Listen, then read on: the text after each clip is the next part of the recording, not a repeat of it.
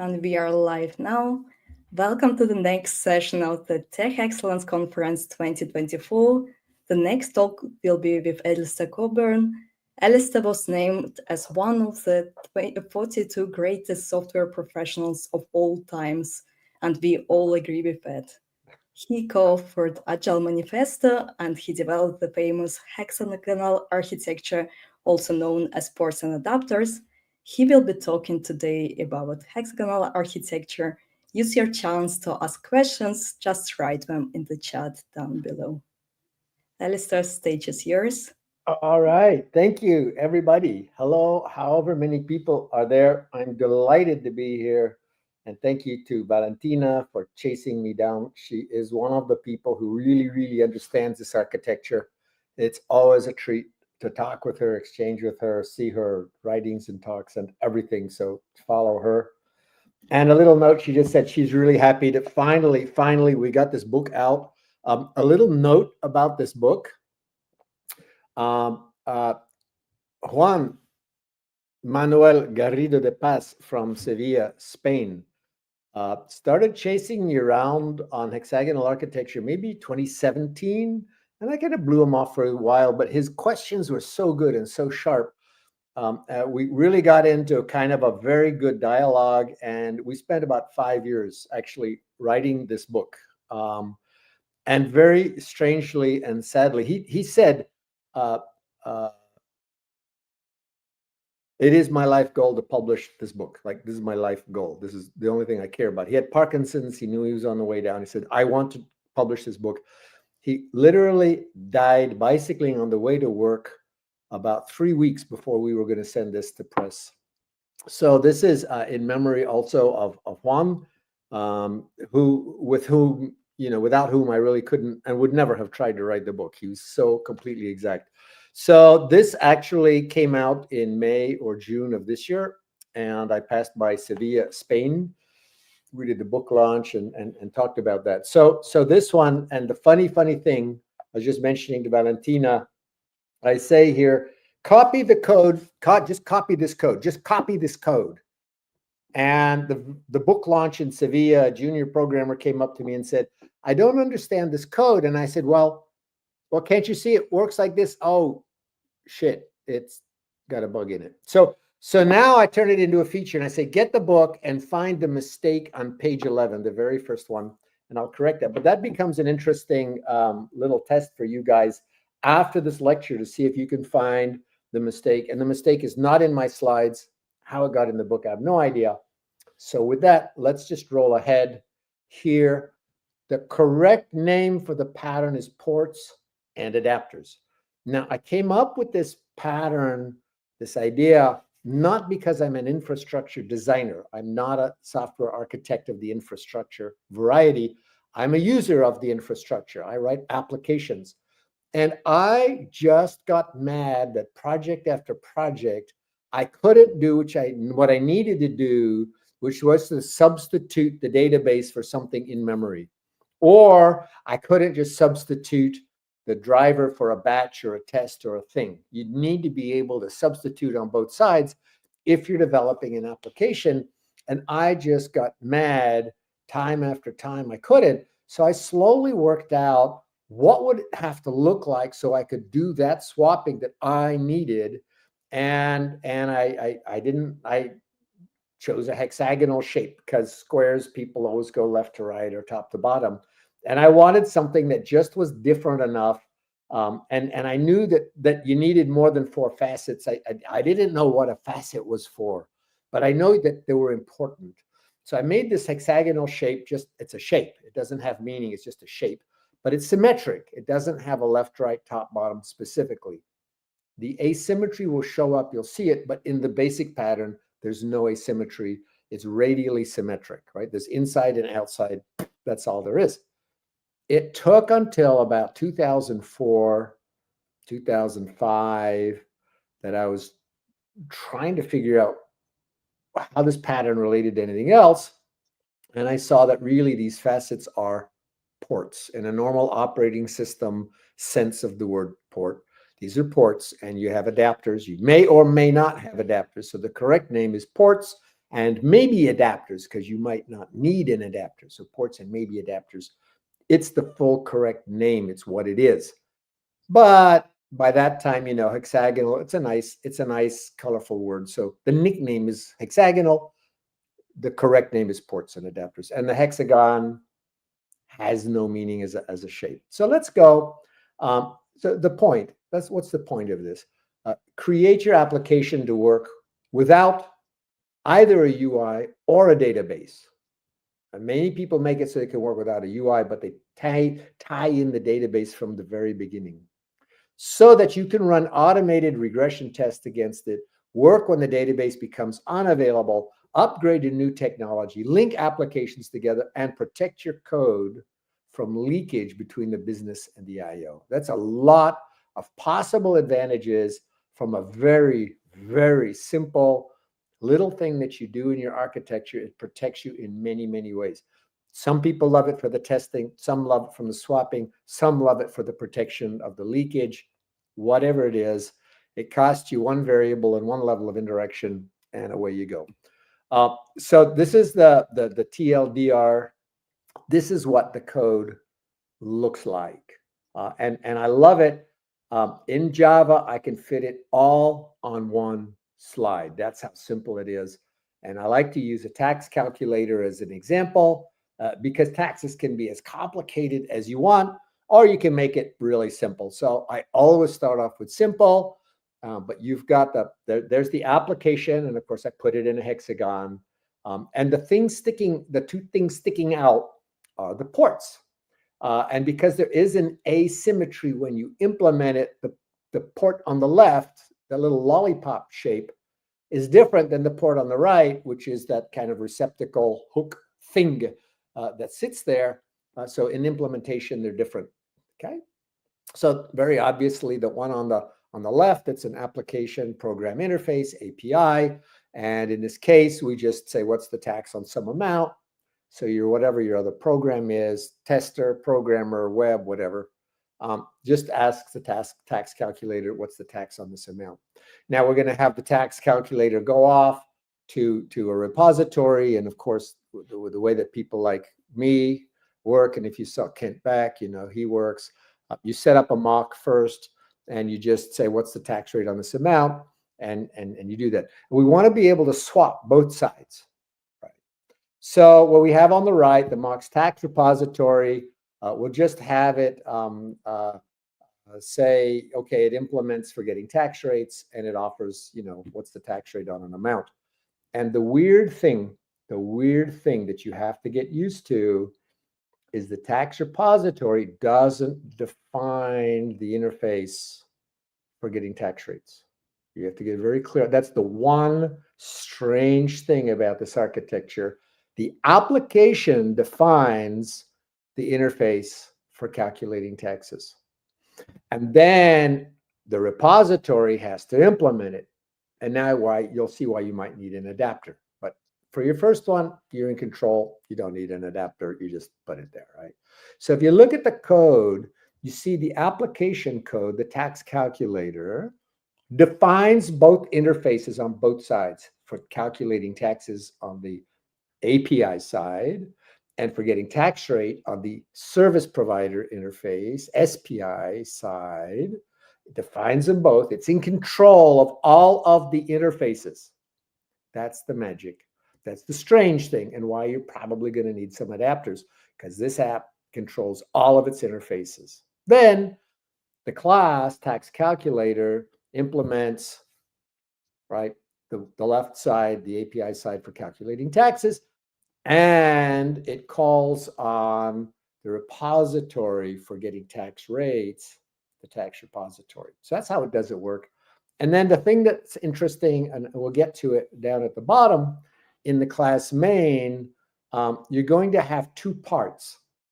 Something has to set up those connections. Something has to know that we are going to use this mock tax rate repository, or we're going to use a real database, or we're going to have a web connection or whatever. Something has to know that and set that up. So we call that the configurator. Now, in this case, main, both is going to be the configurator. and also be using it. So there's 3 lines of code here. The first 2 are configuring it, right? Declares for getting tax rates, tax rate repository, yeah, and for calculating, and that sets up the database side. And then for calculating taxes, you get a calculator and you pass in the rate repository to use. It stores it away and then uses it later. So sure enough, when you look at the code inside the app, class tax calculator implements for calculating taxes, and then it has the constructor there, a public tax calculator, right, for getting tax rates, takes the parameter, stuffs it away at the. So what you're going to have to implement is you have to implement one instance variable, and you have to put in the constructor to pass in what it's going to be, and then when you go to use it, and there'll be one level of indirection, right? So that's the whole pattern, right? Literally, you copy that code. It doesn't have the error that's in the book. See if you can find a difference. And so when people say it's too complicated, I literally don't know what they're talking about. I mean, we've got one instance variable and one constructor variable and a level of indirection. That's it. So that's the code. What I want to convince you of is it's simple. When I go to explain it with drawings and terms from our industry, it gets ridiculously complicated and people have questions. And what about this? And what about this? And why that? So that's why I show you the code first. You literally implement that code. Okay. So with that, we'll go into now the explanation of it. And let's just go through the costs and the benefits, right? So the benefit is you get to set the app's driven, I should say here, the ones on the left we call the driving actors, and the ones on the right, the databases or whatever they may be on the service side, we call those the driven. So driving, they drive the app, driven, they're driven by the app. So you get to set the app's driven actors at initialization or change them in real time. Or if you've got a long running application, you know, like if you're Netflix or something like that, your technology is changing every couple of years. So you need to be able to on the fly change the technology on the right-hand side and possibly on the left-hand side too. You need to swap these. So you get to do that. You get to replace production connections with test harnesses and back again without touching any of the source code of the application. And most people have it tied in. So they go, well, I only have to change this one line. So you have to go in, change the line. You know, you could make a typo. Any bad things can happen. When you do this, you don't touch a single line in the app. You just connect things. You just swap things in. You get to avoid having to change the source code and rebuild every time you make the shifts. And this is literally the only way I know to prevent leaks of business logic into the UI or data services, and vice versa, leaks of the UI or data service into the business. That has been a search question for literally decades. How do we stop programmers from leaking IO into business and business into IO? Because you've got those interfaces with tests around them, that protects you. It is literally the only way I know. Okay. Costs. You must have an instant variable to hold each driven actor, or if you're using dynamic lookup, you'll get it every time. You must add a constructor parameter for each driven actor, setter function, something called the configurator, and you have to design and add this configurator logic, which is technically not part of the pattern. It's outside, but in fact, you have to do it. Now, if you're using Java and type check languages, you have some more complication. You have to declare the required interfaces. You have to do folder structure for the port declarations. You don't have to do that in languages like, you know, Python and Ruby and so on. Good. Now, these are the background stories. So I was in the 80s, and I was working prototyping in Smalltalk, and I didn't know anything. I, got Smalltalk. They gave me Model View Controller for free. So I prototyped what I needed. We had a network tracing system. And then I had a junior programmer, smart guy, actually he was a pre-doc, and he programmed in C. And the very first users of the system gave us a file with the network traces with a few hundred units across and a few thousand lines down. And they said, we love this, drive it from this file. And so I did that, in small talk, you just swap it. And I asked my programmer to make that change. He goes, I can't do that. He had coupled the app to the GUI exactly. So we got stuck. 10 years later, I'm doing an invoicing system, and the client says, hey, that function, we don't want it just in the GUI, we want it in a batch. And the programmers go, we can't do that. Everything's tightly coupled. The app is tightly coupled to the GUI. Oh, come on, people, stop that. Then the people doing the SQL database decided to redesign the interface to the database for performance reasons. And I said, hey, just give us what's called a loop back or a test thing, and in memory, we'll keep programming. And they said, we can't do that. It's too tightly coupled. So I was like really mad. That's when I started on this quest. And then I have a friend, Mo, and he was doing a weather monitoring system. And I was visiting him somewhere around 2000. And he said, I got this problem because the technology is shifting, and I used to have a telemetry feed, but now it's going to be an RSS and a web. And I used to send recordings to voice recording, like audio tape, to tell people a tornado's coming or something. But now it's an RSS feed, or it's a web or a thing. He says, and then I'm making other apps that fit with this app. He says, I've got so many combinations and permutations of these technologies. I'm going to have like 16 or 20 versions of my application I have to maintain, because he had everything tightly coupled. And that's when this thing came into focus for me. I said, why would you do that? Just do this. And I drew the hexagon and I did the things. And he just looked at me like I was a Martian and had, 4 eyes or whatever.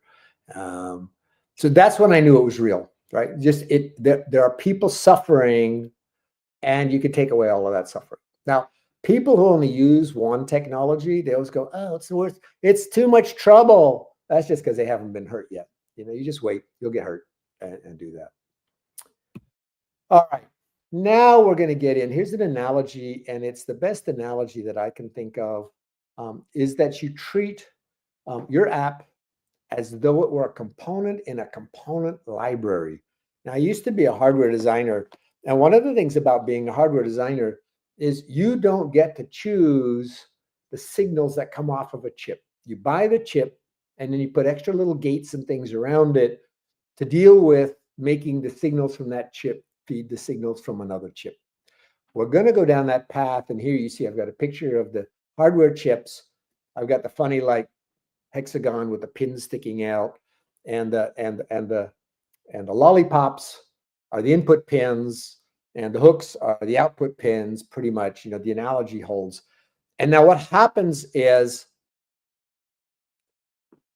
you pretend like your app is going to go into a catalog. It means you've got tests on everything, interface definitions. You tighten it up so it's really standalone.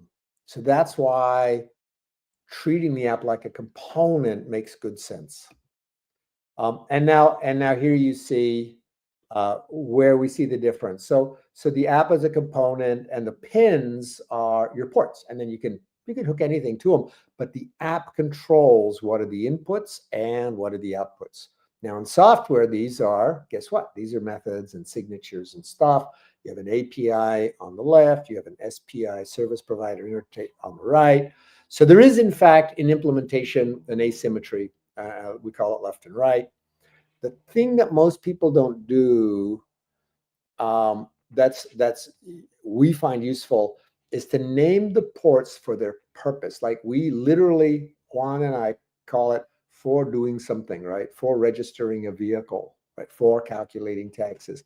Now, your programming environment won't enforce that, which means that most people won't do it. When you do that, this becomes clear. What's the purpose of that? And then it could be a number of method signatures inside of that. It's the purpose of the conversation, right? So each port can have multiple function calls.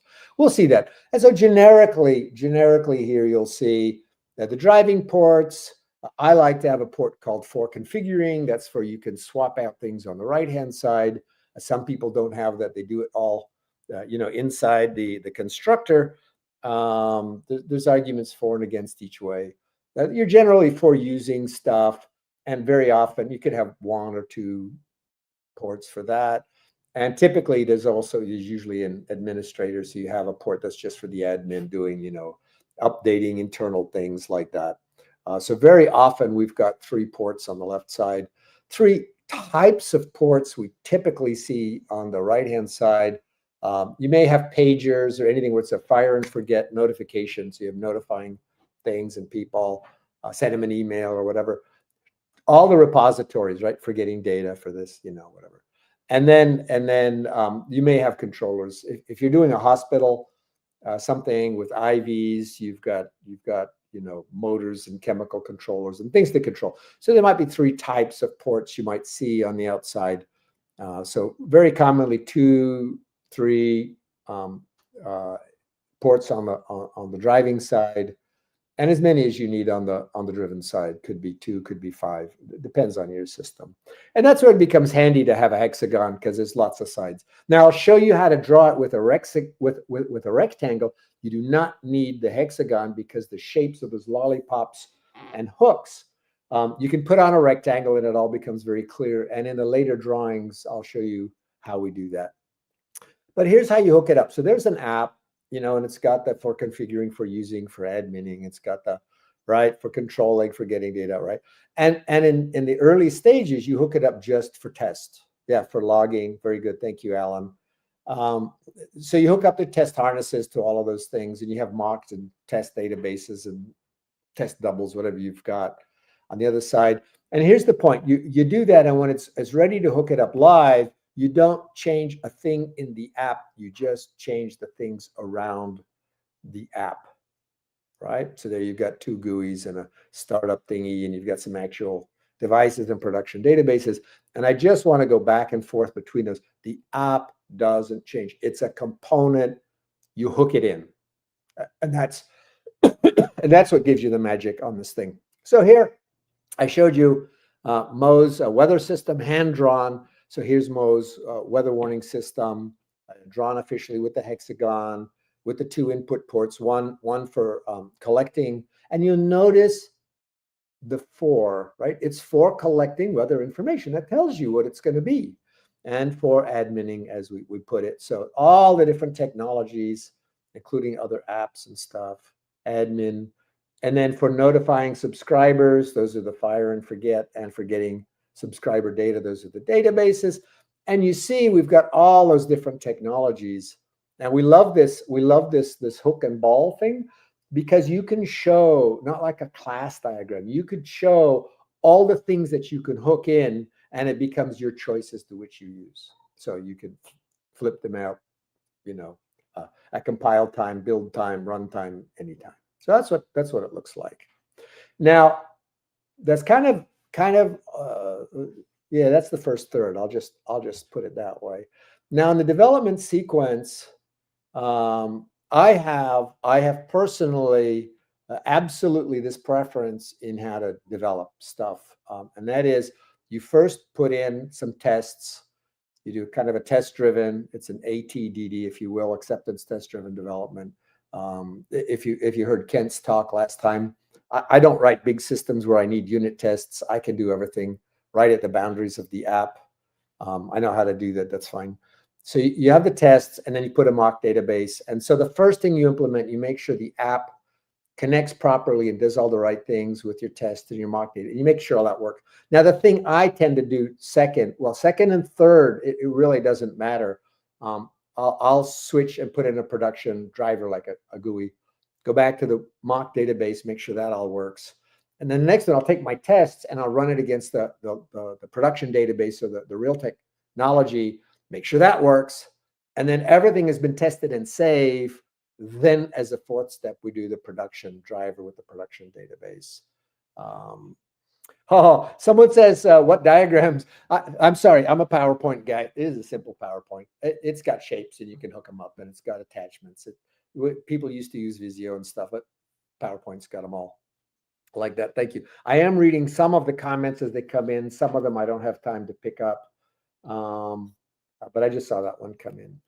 Now, we ran into a problem with words, and you don't have to use this, but the thing is, sometimes you don't need an adapter, because sometimes you're in control of that thing that's on the right or the left. You're in control of that actor. You can make it fit the interface. So sometimes you need an adapter and sometimes you don't need an adapter. And when we were writing the book, we got tangled up because we got tired of writing. This is in the the driving adapter if you have an adapter, and if not, it's in the driver. And this is in the adapter on the driven side, or if you don't have an adapter, but we just got tired of that. So we came up with a word which is possibly, also used in other places, but we called it an interactor. Just so we could say the interactor does this and the interactor does that. And we don't care if it's an actor that doesn't need an adapter, or if it's the adapter because you have to have the adapter and the adapter is going to do the work. So just language, and there's your class diagram for those of you who like that stuff. So you may have a driving actor that drives the app directly. So we'd say that's the interactor. It may be that the driving actor drives an adapter and the adapter does the work. So we call that the interactor. It's just a word. We were not happy to have to add that word, but that's just saying how we use that word. And now let's go back to the tax calculator. 1 second, I'm reading. Driving and driven is hard to understand for no. Hey man, I'm with you. And what was the word before? It wasn't driving. It was driver. We had driver and drive-in. And the problem is it's the same number of letters, and the difference between an R and an N, when you're looking at the screen, you can't tell. It was hell. So that's why we made it driving, just so it's actually a different length of word. So let's look at this. Here, this is our little tax calculator. We always set it up. And if you guys are programming, program live, like while I'm talking, get that guy up there, get your environment and set things up and see if you can race me and get this implemented before I finish the talk. You've got about 20 minutes. That could be enough if you're quick. So we're going to have a tax calculator. We declare the interface. It's called for calculating taxes. And we're going to have let's say two methods. We're going to say what's the tax rate on this amount and what's the tax on this amount. And we're going to have the databases, the repositories. We'll start with a mock, then we'll have a real one.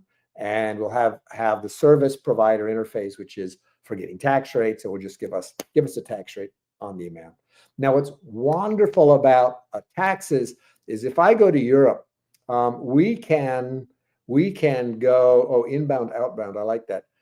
We can go as complicated as you like. So for example, let's just say that different countries have different rules. And let's just say for the sake of example, Estonia, they're very pro-tech, and they don't tell you what the tax rates are. You connect live to their government database and you pick up the tax rates. Now you're going to need an adapter, for that. Whereas maybe for Germany or Denmark or whatever, it's canned. It's in a database and you copy it. And let's say you have somebody who's got tax needs in a couple of countries. You're going to need on-the-fly variation of per country per request, right? I mean, you would add another thing, tax on amounts, comma, country, right? And then you would really need some dynamism on the right-hand side. Okay, so that's where we're going to go. Now, I like Ruby. It's so short. And the thing about Ruby, and Juan, bless him, had always worked with type check languages, and I always work with non-type check languages or dynamic languages. I hate all that type checking stuff. Sorry, you people. That's just my thing. But Ruby drove Juan crazy because he couldn't find the definition of the driven interface because you don't define it. You just use it. That's the way it is. All you Ruby people and Python people, you know what I'm saying? Java people go crazy. He goes, where is it collected? Where is it defined? I go, it's not. You have to read the code. It's like that. So here's the Ruby, same one like we did before, but you'll notice how short the code is, right? So your mock tax rate repository is just going to return a fixed 15%. Why not? Tax calculator doesn't declare a dang thing. There it's got its constructor. It shovels the parameter into an instance variable, and then it just goes, hey, give me that. And the configurator is the same, except you don't do the declarations. You just say fixed tax, give me a fixed tax rate repository, and for my calculator, use that, and then give me the calculation the tax on that. So the first two lines are the configurator. I'll break that out into a bunch of slides in a minute. There's a bit of complication, a bit of work in there, but there's the code, right, in Ruby. I love it. And now, in order to jump to Java, we have to bring in a bunch of terminology which makes life complicated, right? So the code, that's why I showed you the code at the beginning. The code is simple.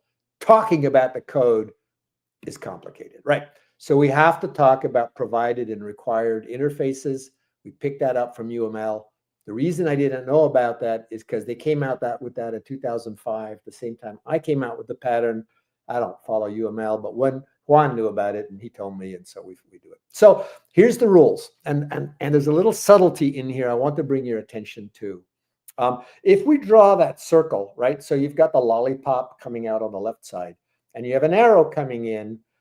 What it announces is that B provides a set of services and A uses them. Okay? And B implements the interface. But yeah, we're going to run into trouble. It's useful for defining a public API. Now, if you draw the hook means A requires it and B implements it, and A owns the interface definition. Okay? And then B, guess what? B provides the services and A, and A uses them. And that's good for decoupling. This is where the little complication is it's in the ownership, and that's in your package structure that you'll need for Java and those things. So on the driving port, the left-hand side, it's pretty obvious. I have a picture there. There's your component. There's the lollipop coming out. There's the user's relationship, right? Inside the component, it's a definition of the interface, and the component implements the interface. That's kind of what we're used to. It's inside the same packaging that the implementation of the interface is in the same package as the definition of the interface. That's kind of normal. Shouldn't surprise you. The part that was like weird for me to wrap my head around and learn how to draw is the right-hand side, the driven port. There, the component, right, the application, owns the interface definition. It's defined inside that whatever module package, whatever your language terminology is. And the outside thing, the driven actor or adapter, implements that interface, right? So now this interface is owned entirely, both sides, left and right, by the app.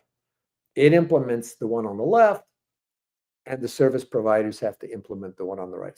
So that's weird. You have to get used to that, and that adds complication to the drawings, to the code, to the talking, which is why I showed you the code to start with, because if I started off with this, I'd have lost you all by now, or half of you, right? If we just break down now that piece of the code, just that piece of the code, the required interface, it's a term from UML, and Juan and I ended up liking it, and we use it. It's this hook. It's exactly what UML provides, exactly what we need here. They knew this. They have port defined, required interface. It's exactly what we need, right? So there you have it. Inside the package for tax calculator is the definition interface for getting tax rate, right? Give me a tax rate on this amount. And then there's a tax calculator. We don't have to look at that. It uses it. And the fixed or any tax rate repository implements it. So now we have a dependency. Check. Dependencies are going to be that the fixed tax rate repository has a source code dependency on the app, not the other way around. So we're very careful. Now, a lot of people come back and say, well, I do that. I've got a generic SQL thing on the inside. And we go, no, because now you have a dependency from the inside on the fact of using SQL, and those things change over time, right? Maybe for your mock test, it doesn't matter, but for long-running apps, you are going to change that guy. So you can't talk about SQL, can't talk about technology. All you domain-driven design people, this is your happy space. That interface should be defined in terms of domain language. What does the app want? Not what technology does it use. So that's the interface for getting tax rates and so on and so forth, and it's implemented. Yeah, good deal. That dependency shift is the thing that makes it work, and it's a bit weird for many people. So there's the code from the first slide. I wanted to break that out. So there you see the interface for calculating taxes is the API on the left. The interface for getting tax rate is the service provider interface, SPI, on the right, owned all by the app. And then you can, right? And then the configurator says what database to use. I'm going to jump over this. Now Juan created a thing, a more complicated example. And I think it's too complicated, to show in these slides. He was having fun showing all the variations. But if you go to Park in Sevilla, where he lives, depending on which city, they have different colors of lines, and you pay a different rate for blue lines or yellow lines or red lines or whatever. So we have a car driver who's going to need, let's see here, who's going to need to park. So for parking cars, we have a parking inspector. For checking cars, we have a rate provided. It's a repository of which streets have which parking rates. We've got a permit storage for getting a permit, and you have a payment system. So we have got two primary or driving actors and three driven actors. Go take a screen snapshot, check out his code. And there are all the connections, including his tests, right? So he's got tests for everything. He's got a web UI, he's got a CLI. He was having fun. He used all of the technologies he could see as a test doubles of different varieties and stubs and things. And he has a file adapter, database adapter, wallet adapter. He was having fun showing all the kinds of technologies you could hook together and swap. And that's fine. You just go, you read about it. I'm not going to develop it here, but it gets to the point that becomes, this like hurts me. It's outside of the pattern, but super important. If I don't talk about it, you'll do it wrong. If you get this part right, if you get the folder structure right, good things happen. If you get the folder structure wrong, bad things happen. And Juan used to chase me around back 2017, 18, 19. And I go, not my business how you do folders. Not my business. I don't care you do folders. It's all outside. Blah, right? I go to do a workshop with a couple of companies. They get the folder structure wrong, and it just hurts. It's just wrong. It's going to create trouble. And I go, even a language, they're using Go or something. I go, I can't read that code, but I know it's wrong. It just can't look, there's no way it can look like that. So now guess what? First thing I do in a workshop is I say, set up the folder structure.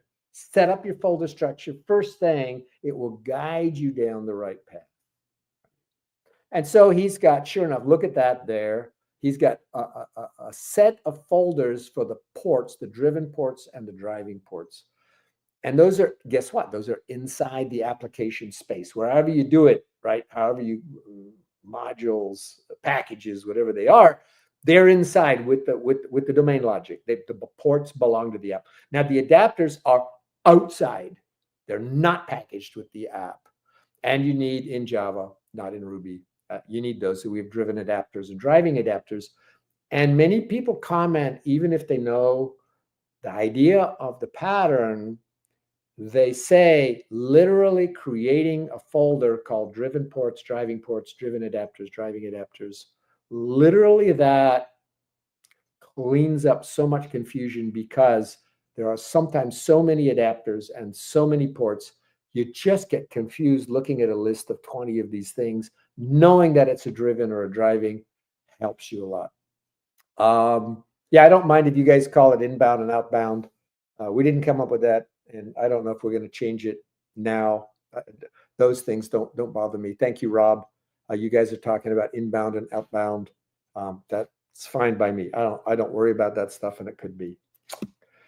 And Jem's inner application. There is no inner application. Thank you, Matthias. I want to be very clear. People keep making nested things. There's only one. Look at this. This is my coffee cup. This is my coffee cup. There's only one line. There's the app, and there's outside the app. There's no inner app. There's one. So people keep making nested. Don't do that. There's one. Thank you very much, Matthias, because I get that a lot. Rails is the problem is everything looks like Rails, right? When you do Rails, you're tied to Rails.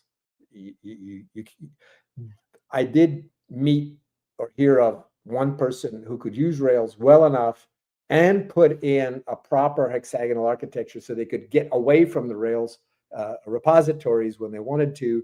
So Rails ties you down. So it's really hard. Domain separate from application is not my topic. I will go back to this. There is only one line, right? You DDD people or clean people or onion people. You have too many layers. There's one. There's the app. Now, you want to make a big ball of mud? Your business. You want to do DDD? Great. You want to do onion? Great. You want to have separate application classes from domain? Great. Not my problem. If you could even give me that, I would be so happy. Oh my God, the number of problems we could solve with that. You do whatever you want on the inside and the outside. Back to the folders. Super important. Set them up. First thing, there you've got the port declarations are in the app, the application, the adapter folders are out of the app. Now, we have to get to the configurator. I am watching the time, so I'm going fast, but it's being recorded. When it's recorded, I can go fast because you guys can look at it again. You can. I love that. Not my problem. In the book, I have a one-page thing on the adapters, or the adapters inside or out or something, and it's literally 2 sentences long. It says, "Not my problem. Knock yourself out." Right? Whatever you want. Whatever you do outside, not my problem. Whatever you do inside, not my problem. Please give me those ports. That's all I care about. Now, the configurator, right? Now, you can put the configurator on kind of the left, that's in the constructor side or the constructor port. Or in fact, you may have situations where the configurator itself has to be dynamic. By the way, you can buy the mug. Go to Alistair Cockburn and look at the back. I think I have weathers. Is that Mo's weather system? Yeah, I have Mo's weather warning system. Go to alistaircockburn.com. And it hooks you to an Equid store and you can order the mug. I love the mug. Let's talk about this guy. 2 designs. How many designs I've got? 2 designs. Here's the generic one. And now you see I'm using a rectangle instead of a hexagon. So what you could do, you could do rectangles just fine. You got the lollipops to clean up everything. So what happens is in the tax calculator, you've got the constructor and the configuration root main test case, whatever it is going to have, an API, and it's going to set the tax rate repository. Could be in the constructor. I also like to have a port for it. There's an argument why that's a bad idea, but I leave you alone on that one. And in that you say which tax, which repeat, right? So this is dependency injection, classical, simple. I happen not to like the word dependency injection, but you all know what it is.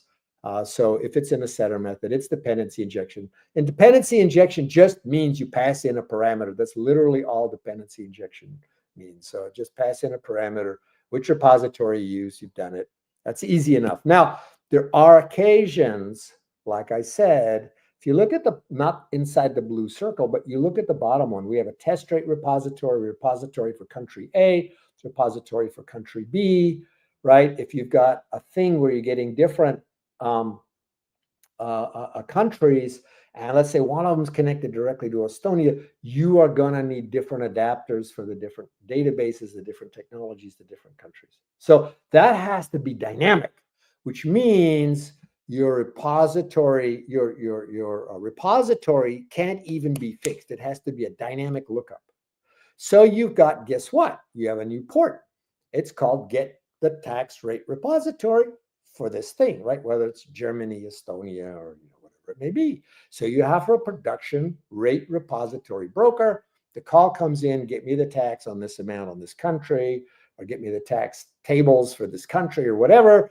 And it's going to go off to the rate repository broker and say, which repository should I use? And it goes back, and then it goes out and gets the correct tax rate repository. So that's dynamic on a per call basis, right?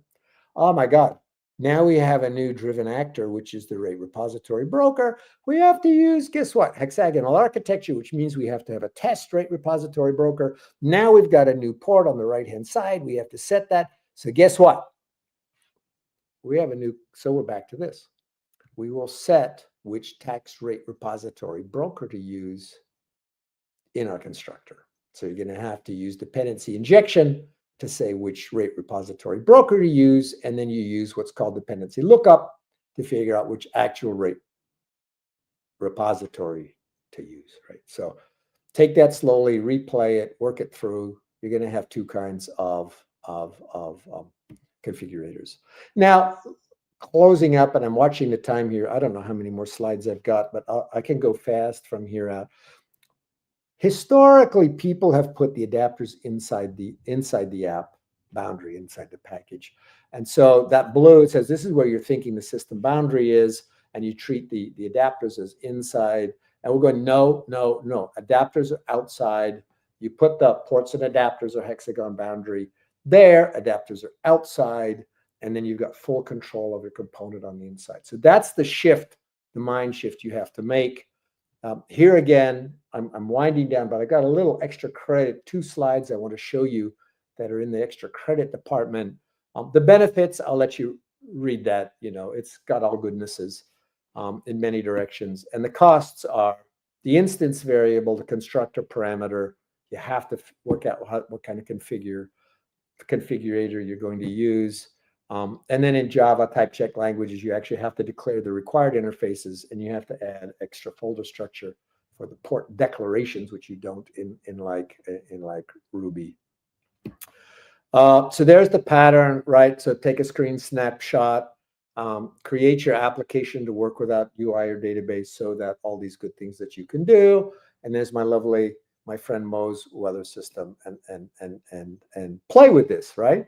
So here's what I do in all of my workshops, and I kid you not, this takes people 2 or 3 hours to do. They get so lost. It's supposed to be easy. I like tax calculator, but Thomas Piran did a poetry thing. It doesn't matter. Set up the folders first. Like, don't ask any questions. Set up those folders. Then you make just one driving port with one function, return a constant, make one driver, a test case to drive it. It's the way we do it in the TDD world, nano incremental development, chum, chum, chum, right? Then we add a driven port with just one function, return a constant. Now we change the app to use it, right? So we pass in, we've got the configurator, dependency injection with repository to use it. Now we've got the architecture in place. It's all in place. Should take you no more than, 15 minutes or half an hour to do that. Then you can, guess what? Now you can change the UI side, change the repository side. You're running. So that's the end. But I do want to, because people talk about layers a lot, and Juan and I went crazy trying to figure out how to draw the picture. Right? This is just picture drawing. Right? I showed you the code. The code is clear. The standard 3-layer drawing. You've got dependencies. GUI to app and app to database. Dependencies in these kinds of, the drawing convention is dependencies go down. And so you've got the GUI dependent. It's got the source code dependency on the app, and the database has a source code dependency on the app because it implements that interface. And the thing that's strange is that normally when you draw the dependency diagram, the direction of execution is the same as the dependency direction. That's just because what we're used to. And the thing that's weird and hard to draw is the direction of execution doesn't match the direction of dependencies, because we're going against the arrow in the database. And then I'll let you play with this one. I just kept going on this and said, what's the problem? And the problem is, on the left, people put the adapter inside the app, right? And now it's coupled to the database API. Now on the right-hand side, we take the adapter outside, and there you see, it doesn't matter the shape, hexagons, whatever, because we've got the lollipop and we've got the hook. You can tell which one's the driving side and which one's the driven side, and the execution goes like that. So I think that's it. That takes me to the end. I'll go back to the end. And now I may need some help, Alina, on if I want to turn off.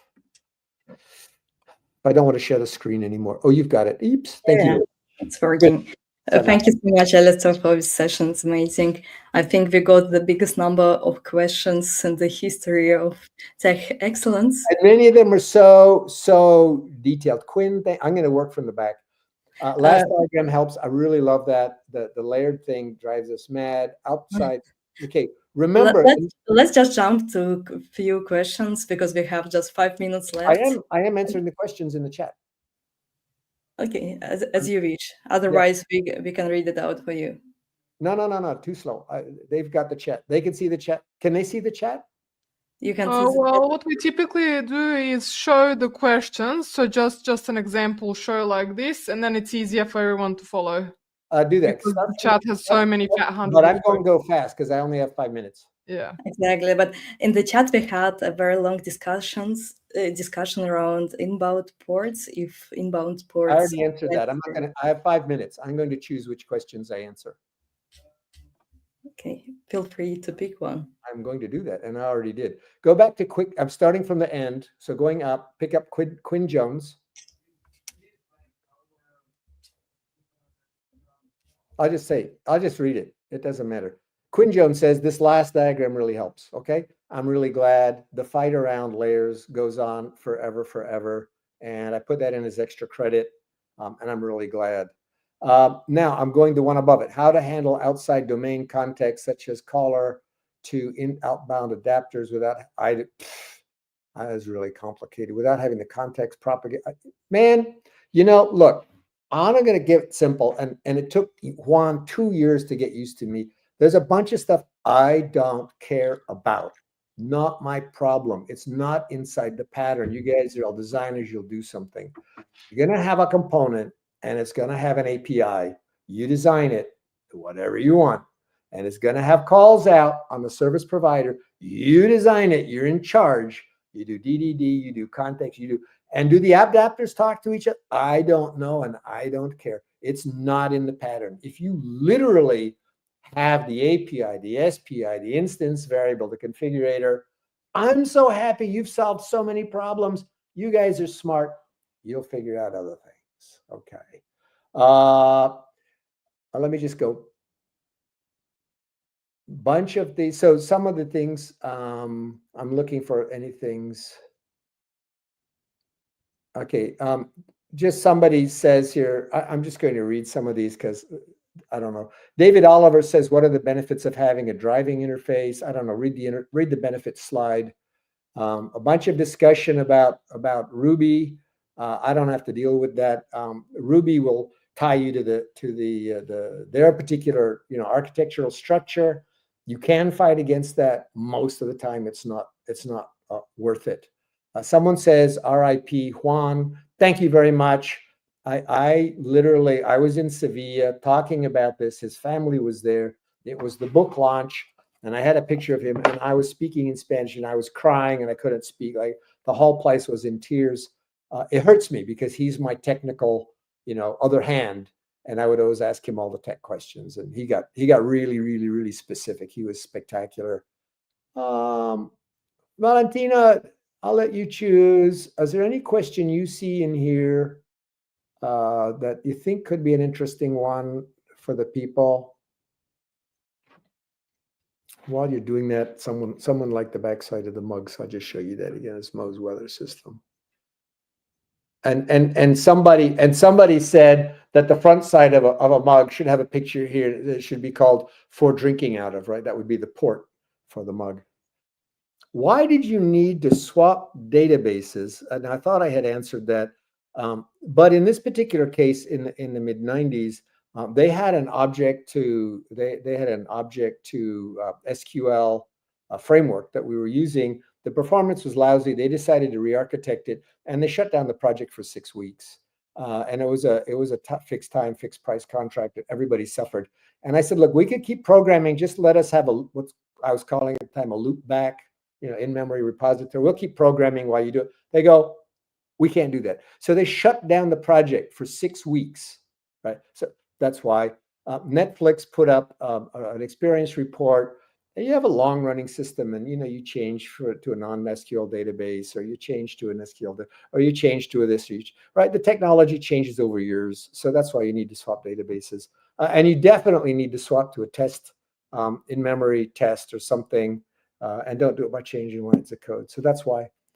Valentina, did you find another one? We've got like 1 minute left. Oh, I saw that one go by. Can Hexagonal be introduced incrementally to an existum? I actually don't know that question. Maybe somebody in the comment. Does anybody see a way, put it in the chat. Is there a way to do this incrementally? I mean, what you do incrementally is you add one port at a time. I mean, that's the incremental. But guess what? Then you've got to, well, I guess you're rebuilding the system all the time anyway. You know, why not do that? Yeah, so you can do it one at a time. Absolutely. Ray says absolutely.